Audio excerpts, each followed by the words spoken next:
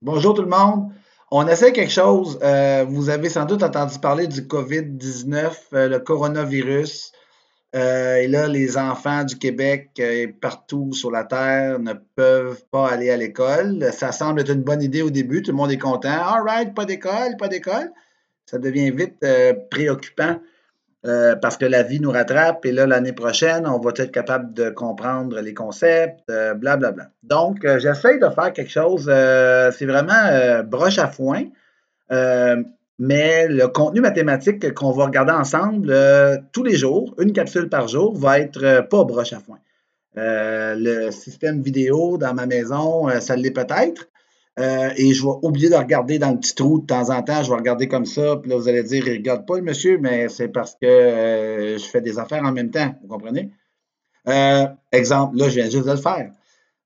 C'est des capsules mathématiques que je voudrais faire. J'ai marqué COVID-19. On peut changer le titre. J'essaie de voir les 5, 6, 7, 8 concepts par niveau, les plus importants, les choses sur lesquelles il faut se concentrer, des points morts peut-être qu'on n'a pas compris cette année en mathématiques parce qu'on ne savait pas au mois de septembre ou octobre que quelque chose se passerait puis qu'il fallait écouter peut-être plus que d'habitude puis faire ses travaux peut-être plus que d'habitude. Donc, ça nous donne une bonne chance de le faire dans le confort de nos maisons. Ça passe le temps durant la journée aussi. Avant de commencer, quelques mises en garde. J'ai pris ça sur le site du gouvernement du Québec. Vous le savez déjà.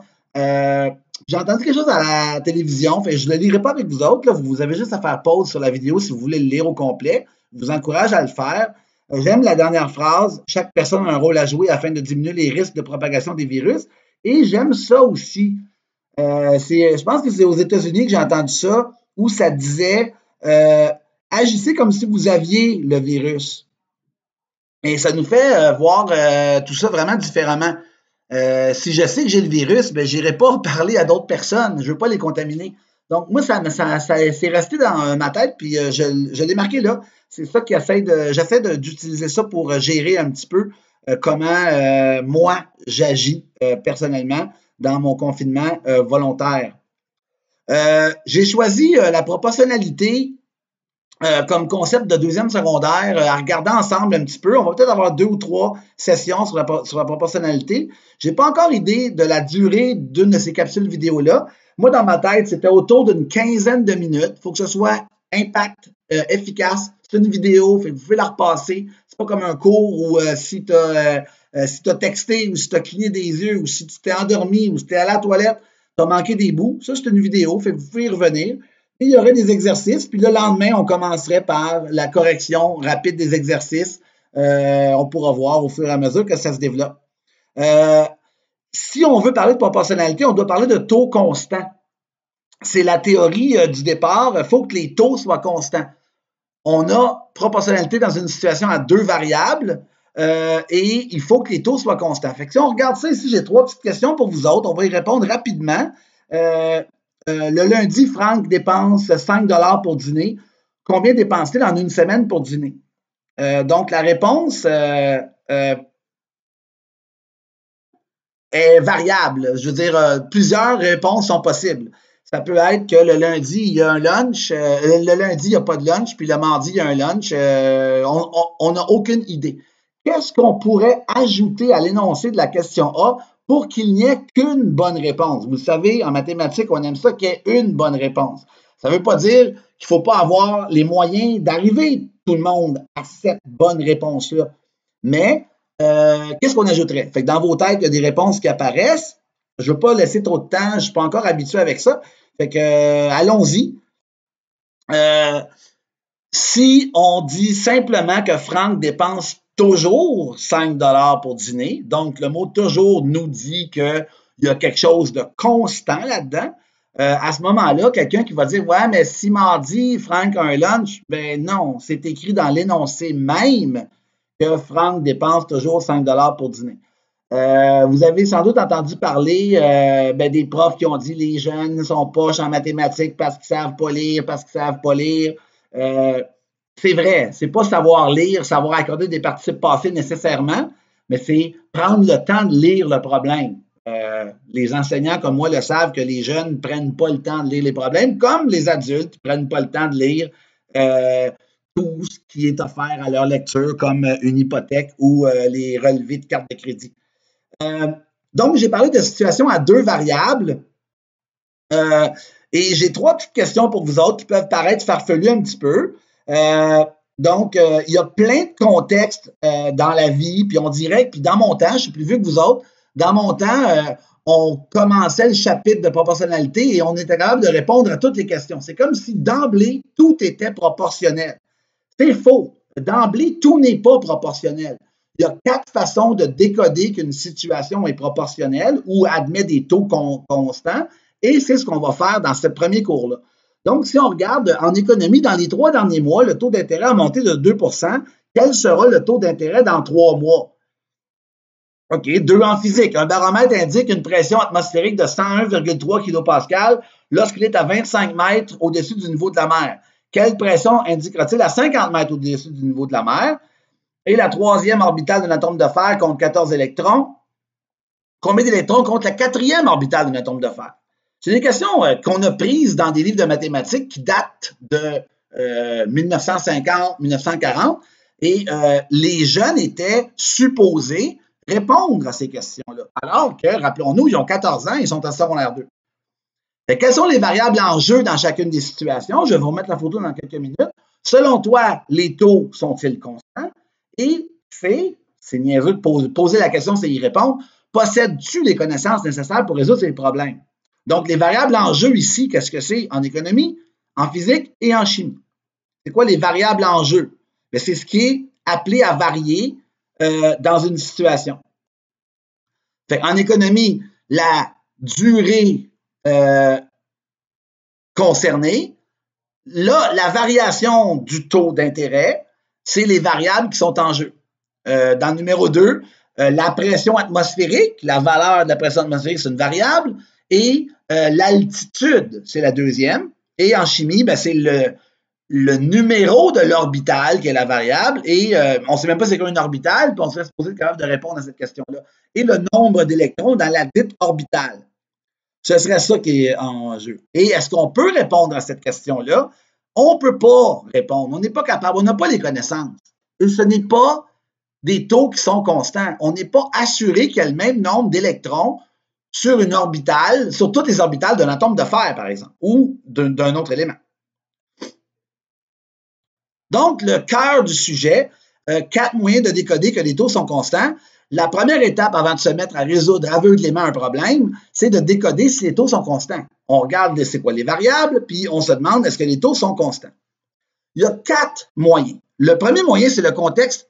C'est le contexte. Donc, il y a des contextes qui sont forcément proportionnels, donc qui admettent forcément des taux constants. Par exemple, la définition d'un carré et la définition du périmètre.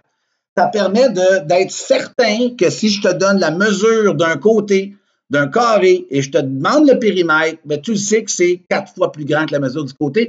C'est une connaissance. C'est presque du par cœur, cette connaissance-là. Mais ça admet des taux constants. C'est difficile parce qu'il faut qu'on le sache par cœur, mais il n'y en a pas beaucoup de taux constants par défaut. Des contextes qui admettent forcément des taux constants, il n'y en a pas beaucoup. Il y a la réduction ou l'agrandissement d'une photo sans modifier l'apparence. Quand on zoome avec notre téléphone avec nos doigts, ben, s'il y a une personne qui a des plus grandes oreilles qu'une autre personne dans une photo, c'est pas en zoomant la photo que la personne qui avait des plus petites oreilles va se retrouver avec des plus grandes oreilles. Tout va demeurer constant, ça va demeurer proportionnel. La notation en pourcentage, par défaut, la notation en pourcentage, ça admet des taux constants. Quand on demande de mettre une note en pourcentage, ça ne veut pas dire que si tu as 17 sur 20, qu'on peut mettre n'importe quel pourcentage pour représenter 17 sur 20. 17 sur 20, c'est 85 % par définition. Et la construction des plans à l'échelle de maisons ou des rues d'une ville. Si on veut qu'un plan fasse du sens, il faut que ce soit à l'échelle. Ici, c'est marqué que le rapport est 1 pour 12 500 en bas à droite. Ça veut dire que chaque fois qu'il y a 1 cm sur la carte, il y a 12 500 cm dans la réalité. La deuxième façon de décoder que les taux sont constants, et c'est la plus populaire, c'est celle-ci qui est la plus importante. C'est celle qu'on a travaillée avec Franck et son dîner. Le contexte par lui-même ne permet pas de décoder que les taux sont constants. Donc, il y a deux problèmes, il y a 4 questions. Quelle est la différence entre les deux problèmes? C'est très facile, c'est comme le jeu des différences. On regarde à gauche, à l'École Saint-Martin, on a rempli, et là, à droite, à l'École Saint-Martin, on a rempli en moyenne 9 bacs. Là, on se donne de la latitude. C'est des mots-clés qu'il faut savoir décoder pour dire, ah, dans ce problème-là, même si je ne suis pas un spécialiste de recyclage de papier, je peux savoir qu'on me demande de travailler sur un concept mathématique qui sont les taux constants. Donc, à ce même rythme à droite. Là, à gauche, on ne peut pas savoir combien de bacs de papier remplit-on en 21 jours. S'il y a eu le coronavirus au 13e jour, on n'a pas rempli beaucoup de bacs de papier dans cette école-là. L'école est fermée. Donc, mais si on dit à ce même rythme, on est obligé de suivre ce rythme-là. Et ce sont les mots qui nous indiquent que les taux sont constants. Première étape avant de résoudre un problème, c'est de décoder que les taux sont constants. Quel problème est-il impossible de résoudre avec certitude? C'est le problème de gauche. Les taux constants, c'est le problème de droite. Et quels mots permettent? Ben, c'est en moyenne et à ce même rythme. La troisième façon de décoder que les taux sont constants, elle est plus subtile un petit peu. Elle est beaucoup plus rare aussi, mais on en parle parce qu'on veut couvrir tous les cas. À l'école Charlemagne, on remplit 9 bacs de papier en 12 jours. De même, on remplit 12 bacs en 16 jours.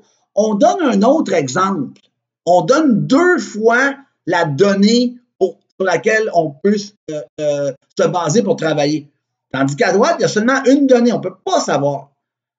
Donc, lorsqu'il y a des données supplémentaires et que ces données-là respectent les taux constants, donc 9 et 12, c'est dans le même rapport que 12 et 16.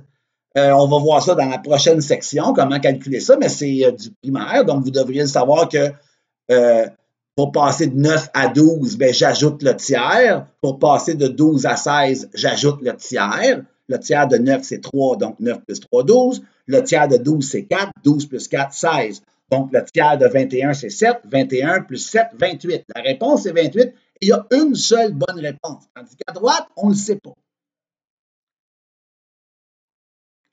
Donc, lorsqu'on retrouve des rapports ou des taux constants à même les données d'un problème, on peut présumer que les taux de cette situation sont constants.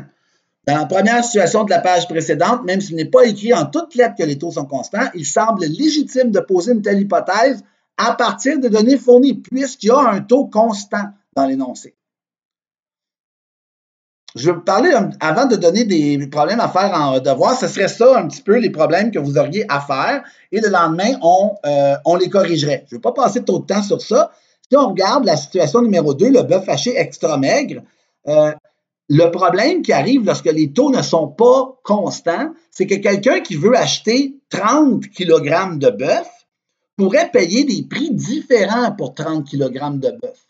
S'il achète 6 paquets de 5 kg pour faire 30 kg de bœuf, bien, ça va lui coûter 180 $.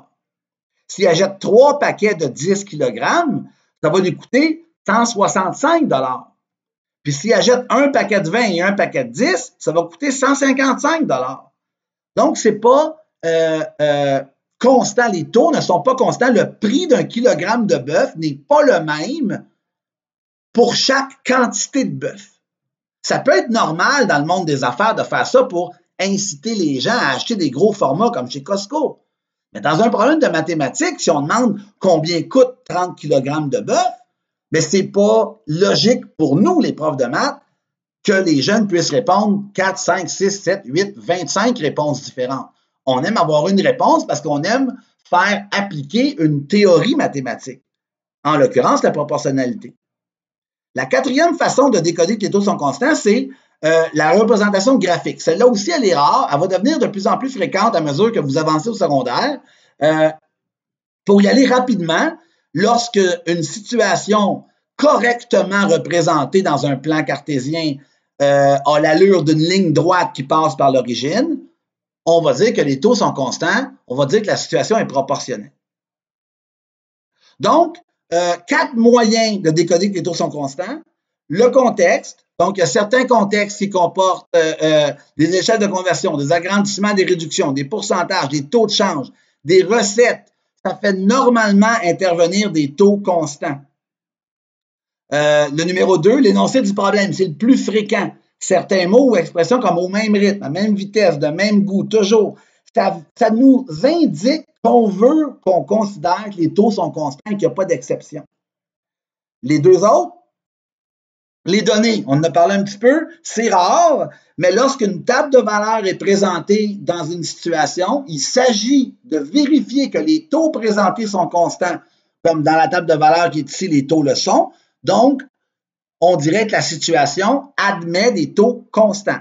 Et la représentation graphique, lorsque c'est une droite passant par l'origine d'un plan cartésien et que le plan cartésien est bien construit, on va voir ça dans les exercices, ça veut dire que les taux sont constants. Donc, étape 1, pour résoudre un problème, c'est s'assurer que les taux sont constants. Je vais vous laisser sur quelques exercices. Je vais fermer ma trappe un petit peu et ne pas vous déranger pendant que vous les lisez. Vous pouvez faire pause et prendre en note, prendre des captures d'écran comme vous voulez. Demain, on va commencer le cours en corrigeant les exercices. Vous voyez, ça a pris une quinzaine de minutes à peu près. Je suis vraiment heureux de la durée. Donc, merci beaucoup. Vos commentaires, coupalm@gmail.com. Merci.